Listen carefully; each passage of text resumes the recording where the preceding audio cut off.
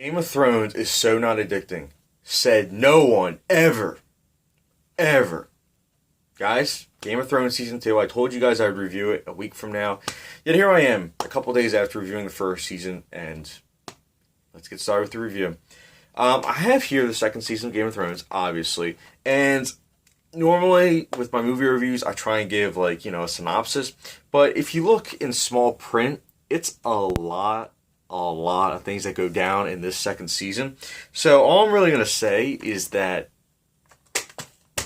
a lot goes down in this season. So much goes down in this season that I oftentimes had to ask myself, what am I watching? Am I watching, real life, or am I actually watching a TV show? Because it felt so realistic. For it taking place in a fantasy world, a lot of the things that went down in this TV show actually could happen in real life. And that's the great thing about this. The medieval backdrop mixed with the fantasy realm meshes together so well, and I loved it. Now, I apologize because my first season review, I said that there are 9 kingdoms. And I know Game of Thrones fanboys are like, no. It's like, I understand. There's actually 7, and I apologize about that. The second season, it's just 7 kingdoms and the war and turmoil that goes on in them. And I like that because with all the characters that are in this show, keeping up with it is like keeping up with a game of chess. Sometimes it feels like it might be a little slow, but in the end, it's worth it because if you win and if you kind of guess what's going to happen, it's good. So I decided to use that analogy for chess because that really is what these characters are. They're like chess pieces, but well-fleshed ones. And the most hated character, obviously, as I mentioned in my first season review, is Joffrey. And he's not in this season as much. But still, if the episodes he's in, you just want to say, Joffrey! You just want to, strangle him and you just... But, yeah, I don't like Joffrey. However, I do like Jon Snow, I do like Tyrion, but there are other characters I like, but I don't really remember their name. I remember the actresses and actors. I really like Emilia Clarke's character with her with the dragons. I find that fascinating, really fascinating. Her arc, I have no clue what's going to happen with her character, but whatever is going to happen, I just hope she makes it out of Game of Thrones because I like her character a lot. Same with Natalie Dormer's character. I like her a lot too, except that it seems she's really making some bad mistakes, especially with episode 10. Those of you that have seen that episode, you guys kind of know what I'm saying. I like her character. I like her as an actress. I just think that her character arc, it's fitting, but I also don't like her choice.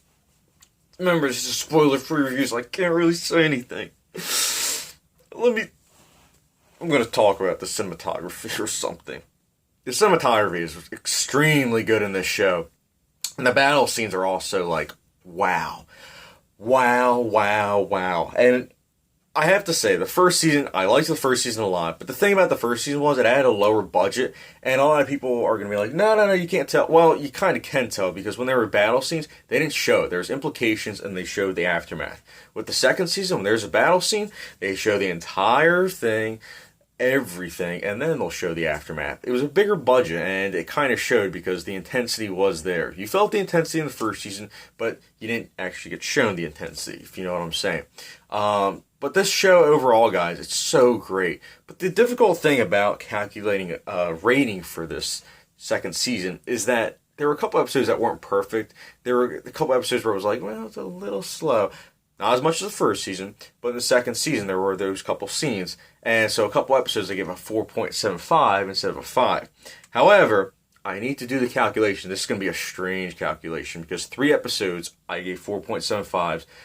The other 7 I gave 5-star ratings. So calculating it all together, I give the second season of Game of Thrones a 4.925 out of 5-star rating. I know, guys, that's a strange rating, but it is what it is.